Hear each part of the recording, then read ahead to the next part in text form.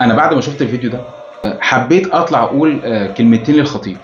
وحب الناس ده يا جماعه يعني تبص على الفيديو كده.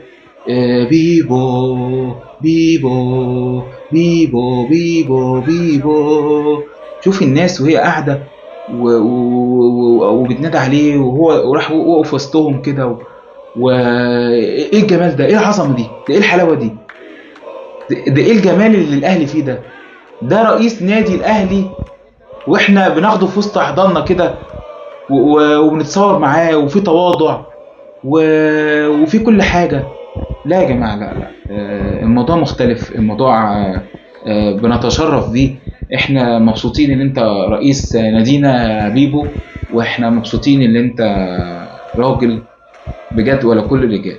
يا اخي بحق حب الناس ليك، وبحق ان الواحد لما بيشوف وشك كده بيحس برضا، وبحق ما الواحد بيعتبرك قدوة في حياته، وبحق لما الواحد متيم بيك كلاعب، ومتيم بيك مهارات، ومتيم بيك كإداري. الراجل ده بقى شخص بالنسبة لي قدوة بالأفعال اللي هو بيعملها. واتشتم وما طلعش يتكلم. عمال اقول هو ما يطلع يرد. اروح اقول لوالدي هو ليه ما طلعش يرد على الناس دي؟ يقول لي عادي، سيبه، اصل الناس دي ما ينفعش ترد عليهم، الخطيب هينزل من مستواه. فانا ساعتها ما كنتش مقتنع بالموضوع ده، ان انا كنت في لحظه من اللحظات كنت ضده فيها. لا، عايزك تطلع وترد. ازاي ده يقول عليك كده وانت ساكت؟ ازاي يشوف يشاء القدر ان يحصل مباراه تاريخيه ومش هتحصل تاني الا حتى بعد 20 200 سنه، اسمها نهائي القرن الافريقي سنه 2020 المشهوره بالقاضيه. ممكن في ناس عيطت بعد الماتش ده، لان الاهلي قبلها كان بيتشتم من كل الناس، وكان الخطيب مدي اوامر اللي هو ما حدش يتكلم. يعني انا اصلا مواليد 88، فوالدي حكى لي قصه كده، عشان والدي برضو من ضمن الناس اللي بيعشقوا الخطيب يعني. الراجل الخطيب ده اتصاب اصابه جامده قوي في الوقت اللي كان المنتخب محتاجه فيه. فلا، ما ينفعش، انت لازم ترتاح شويه وما ينفعش تلعب. قالوا لا، المنتخب محتاجني وعايز العب. قالوا ما فيش الا حلين، يا اما ترتاح يا اما تاخد حقن.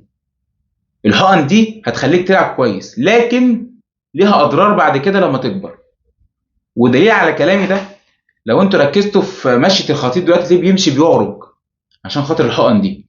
ادي الخطيب، ادي الناس بتحبه، ادي الاحترام، ادي القيم، ادي المبادئ. ده واحد انا اتشرف ان هو يكون رئيس النادي الاهلي. انا اتشرف كده ان انا واقف اصلا في فيديو بتكلم عليه.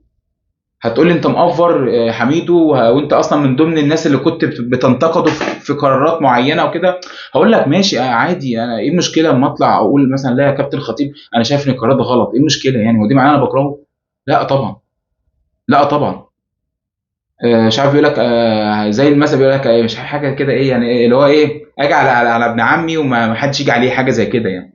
لا يا جماعه، لا. انا طبعا ساعات في قرارات بكون واقف طبعا، ان انا بعشق النادي الاهلي ده. حتى لما نزل الاخبار اللي هو يا جماعه الخطيب هيبدا يرشح نفسه لرئاسه النادي الاهلي، انا اول حاجه خفت، قلت لا، انا مش عايز الراجل ده، ممكن بعد شهر يفشل وانا اكرهه، وانا مش عايز اكرهه.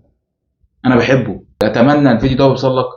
انا فعلا متيم باخلاقك، ومتيم بهدوءك في تصرفاتك مع الناس النص نص، ومتيم بمهاراتك وانت كنت لاعب وشفت ليك فيديوهات، ومتيم بهدوءك في اتخاذ القرارات.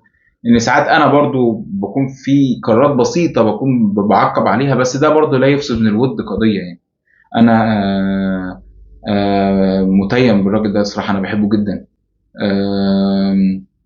ما اقدرش اقول عليه كلام وحش في شخصيته. انا متيم بيك، وهفضل اقولها 50,000 مرة، انا متيم بيك. انت انسان محترم.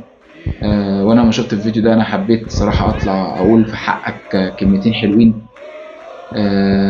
يا رب ربنا ينصرنا في البطولات الجاية دي، لان احنا ما نقدرش نستحمل اي حزن في عينيك زي الحزن اللي كنا شفناه قبل كده بعد ماتش سان داونز في الخماسية. كلنا بنحبك يا خطيب، والله كلنا في ظهرك يا أجمل أب في الدنيا.